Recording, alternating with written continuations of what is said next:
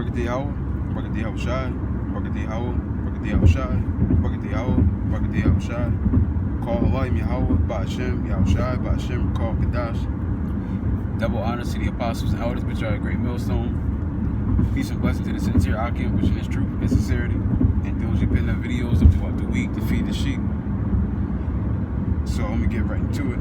This is 2 Chronicles 6:14, and said, O Yahweh, power of Israel, there is no God like thee in the heaven, nor in the earth, which keepeth covenant, which keepeth covenant, and showeth mercy unto thy servant that walk before thee with all their hearts.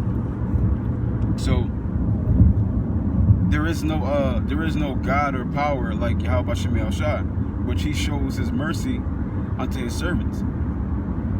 And let's get his servants real quick. This is Isaiah 41:8. It says, But thou, Israel, art my servant, Jacob, whom I have chosen, the seed of Abraham my friend. Thou, whom I have taken from the ends of the earth, and called thee from the chief men thereof, and said unto thee, Thou art my servant, I have chosen thee, and not cast them away. So Yahweh has chosen Israel. And it says he's called them from the ends of the earth. And how was he doing that? Through the comforter, the spirit of Yahweh B'Shem El Shai, which is waking men up to the truth, which is that's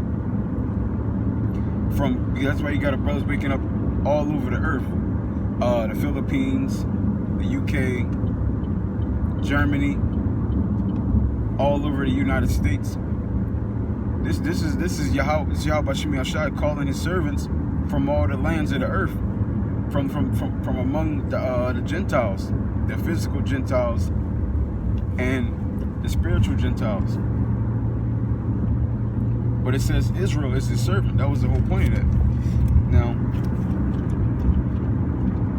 when you go over here, Romans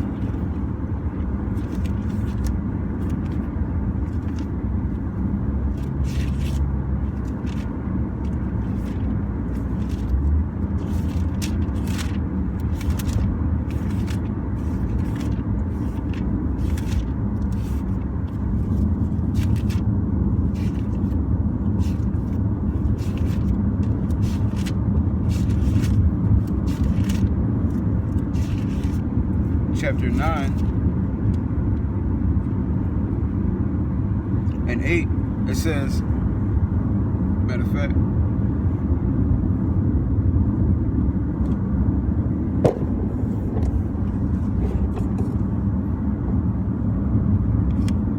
Romans 9:7, it says, Neither because they are the seed of Abraham are they all children. Matter of fact, verse 6, it says, Not as though the word of Yahweh have taken an effect, for they are not all Israel which are of Israel. So just because you're from the seed of Abraham, Isaac, and Jacob, that doesn't mean you're Israel. Okay, because you got our people on the side who's going to yield themselves to Satan. And matter of fact, watch this. Romans 6:16, it says, Know ye not that whom ye yield yourselves servants to obey, his servants ye are, to whom ye obey, whether of sin unto death or of obedience unto righteousness. So you got our people, even though they're Israel, they're not of Israel, because that's why Yahweh Shai told the wicked scribes and Pharisees that they are their father, the devil. Okay, because they don't do according to Yahweh B'Shem El Shai, they do according to Satan. And this right here, Romans 6:16, lines up with that. Because if you yield yourself to sin, you are of Satan, the devil. But if you yield yourself unto keeping the law, statutes, and commandments of Yahweh B'Shem El Shai. But I'm going to go back over here. It says, 2 Chronicles 6 and 14, and said, O Lord, God of Israel, there is no power like thee in heaven, nor in the earth, which keepeth covenant, and showeth mercy unto thy servants that walk before thee with all their hearts. So Yahweh Shem Yahshua is going to have mercy unto his servants, no matter what.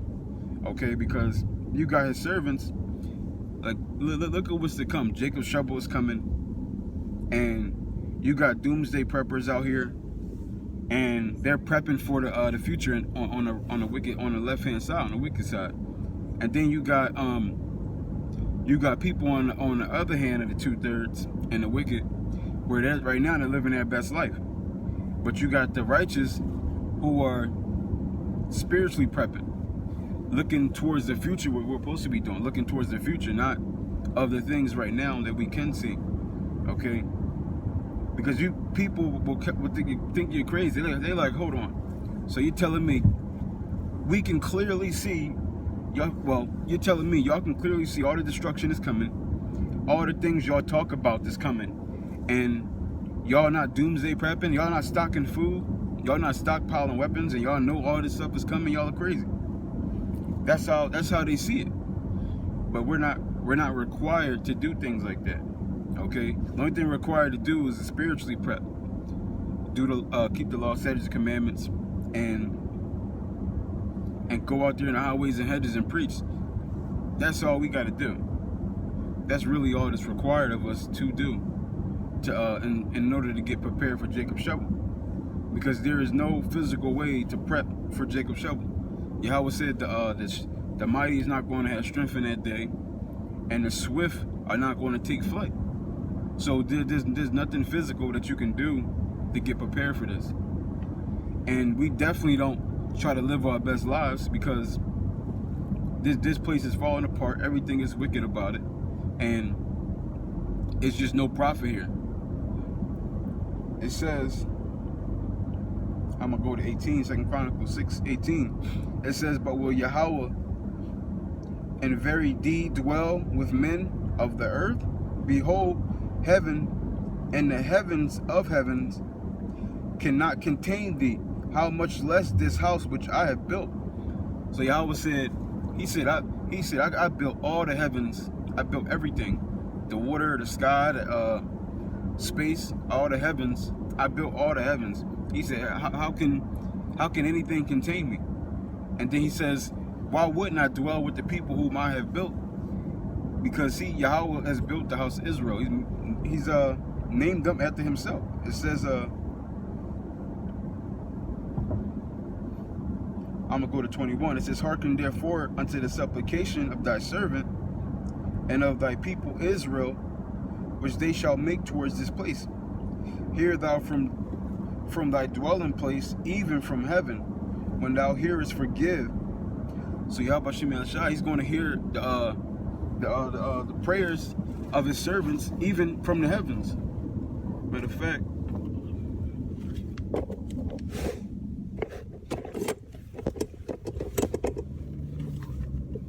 where is this at?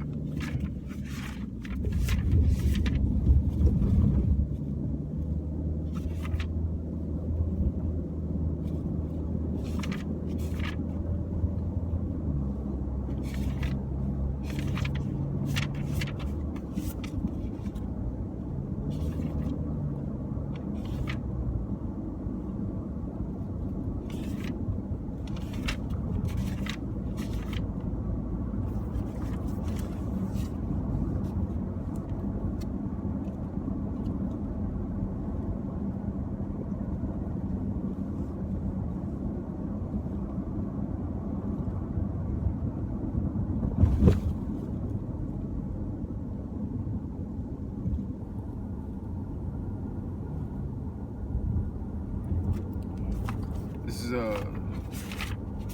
Ecclesiastes 35:17. Matter of fact, 16. He that serveth the Lord shall be accepted with favor, and his prayers shall reach unto the clouds. So there it is right there. If you serve the Lord, your prayers are going to be accepted, and they're going to reach into the clouds. It says, the prayer of the humble pierceth the clouds, until they come nigh, he will not be comforted, and will not depart to the Most High shall be whole to judge righteously and execute judgment.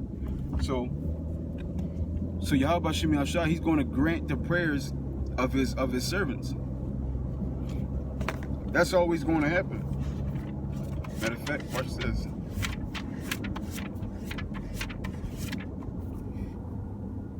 Ecclesiasticus 2:10.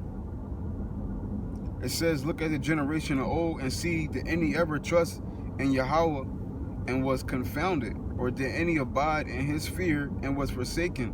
Or whom did he ever despise that called upon him? It says, for the Lord is full of compassion and mercy, long-suffering, and very pitiful, and forgiveth sins, and saveth in a time of affliction. So Yahweh Shem Yahshua, he said, I've never forsaken somebody who was down for me. And he's always had forgiveness for his servants. There has always been forgiveness for his servants. Now, even though you might get forgiven for something, that doesn't mean that you won't have to pay in some kind of way. Watch this. This is what's that? Hebrews 9:22. And almost all things are by the law purged with blood, and without the shedding of blood is no remission. So it says almost all things are forgiven by the shedding of blood, and without the shedding of blood there is no remission. That means there's no purging away, there's no cleaning, there's no forgiving of sin. So now you can sometimes you can pray into Yahweh for forgiveness and he'll just forgive you, and sometimes something is going to be required. Look at Yahweh Shai. He spent his whole life as Yahweh Shai making up for the sins that he committed as Solomon, and he still had to die. So you can if Yahweh, matter of fact, this is going to sum it up perfect.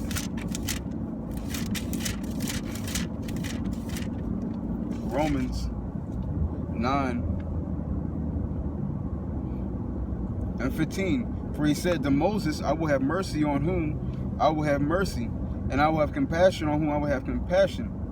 So ultimately, Yahweh Shem Yahshua is going to have mercy and compassion on whom he ever want to. Okay. Sometimes when you do things and you repent, there might be a penalty behind it. It might not be a penalty behind it. Like as you said, Yahweh going to have mercy on who he's going to have mercy on. This is all up to him. Ultimately, it's all up to him.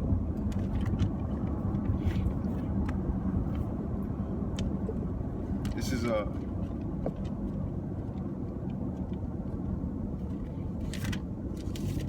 Psalms 86:10. It says, for thou art great and doest wondrous things. Thou art power God alone. It says, teach me thy way, O Yahweh. I will walk in thy truth. Unite my heart to fear thy name. So Yahweh Shem Yahshua does right there. He does wondrous things. Okay? And he's going to teach you how to fear him. Ultimately. Okay, he's going to teach you how to fear him. And like I said, sometimes when you ask for forgiveness for something, Yahweh probably might feel like you didn't learn your lesson. So he probably put you to do something to show you. It's like when you put your children on punishment. Matter of fact.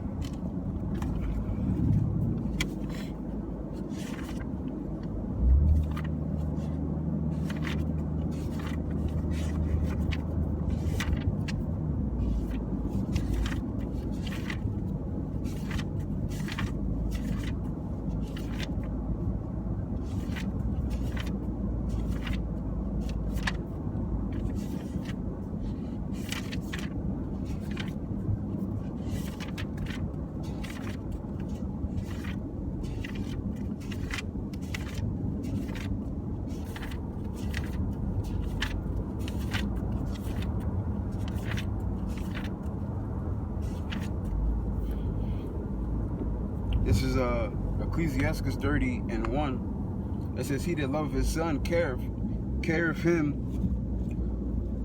off to fill the rod, that he may have joy of him in the end. He that chastiseth his son shall have joy in him, and shall rejoice of him among the acquaintances. He that teacheth his son grieveth the enemy, and before his friends he shall rejoice of him. Though his father die, yet he is as though he were not dead, for he hath left one behind. For he hath left one behind him that is like himself. So, if you care for your children, you're going to discipline them so they can know to do right. Okay, because it's like if you got a business and you got a manager, it's like you're the owner. You're going to train the manager and the supervisors correctly. You're going to train the manager correctly so he can train the supervisor correctly, so they can train the regular employees correctly, so that you can step away and do other things and you don't got to worry about what they're doing. That was the whole point of Yahushua coming. He came, he showed us the way, he gave us the blueprint, he gave us the comforter of the spirit, and then he went off to go get the kingdom ready for the 144.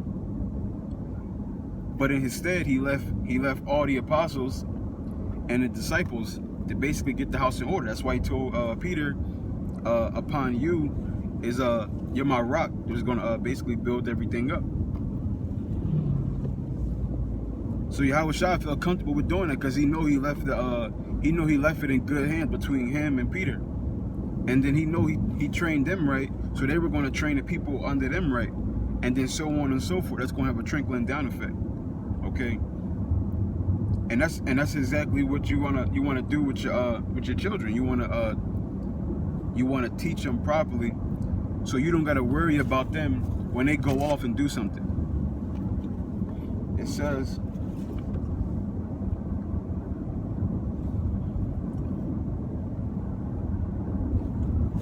verse 6, matter of fact, I'm gonna start at 5.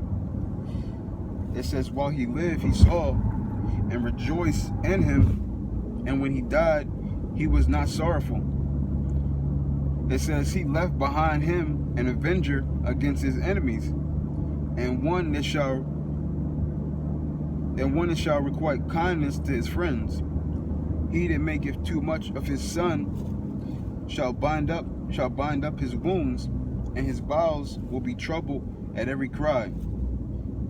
And horse not broken becometh headstrong, and a child left to himself will be willful. It says, conquer thy child, and he shall make thee afraid. Play with him, and he will bring thee heaviness. Laugh not with him, lest thou have sorrow with him, and lest thou gnash thy teeth in the end. Give him no liberty in his youth, and wink not at his follies. So you're not supposed to be you're not supposed to play too much with your children. Okay, it says wink not at his follies. So don't overlook it. Okay, and this is why sometimes when you do things, Yahweh Shemi Ashah is going to rebuke you sharply, so you can know, like, hey, you don't want to do that again. I did this before, and this, that, and the third happened to me. I don't want to end up back in that situation. It says, give him no liberty in his youth, and wink not at his follies. So it says, give no liberty in his youth. So you're gonna keep him exactly how you're supposed to keep him. You're gonna keep him on the line. You're gonna keep him doing what he's supposed to be doing, and not give him so much liberty, not so much free time. And that's why Yahweh Shemi Ashah is doing to us. Okay, that's why we're supposed to be staying in the spirit as much as possible, staying out of the world as much as possible. Because everything in the world we know is pretty much full of demons. Everywhere you look is witchcraft, sorcery, wickedness, and when you go and be a part of that, the demons hop onto you. That's just how it works. The demons hop onto you. Everybody's susceptible to demons. Peter had demons on him. Saul, King Saul, King David, Solomon, everybody had nobody can say, okay, I never had demons on me. Demons are going to get on everybody. But what you do and who you're around can limit those things. Matter of fact,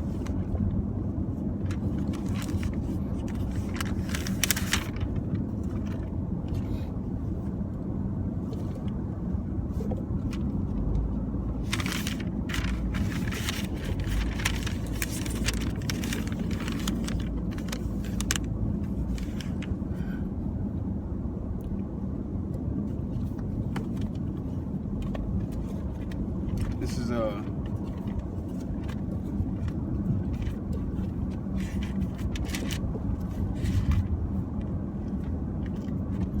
1 Corinthians 5:9. I wrote unto you in an epistle not to company with fornicators. So you have Paul that said that, we shouldn't be with fornicators. So people who are not down with this truth is fornicators, okay? Because they dealing with other spirits, they dealing with other gods, okay? We're not supposed to be around these people because, like I said, these spirits will hop on you.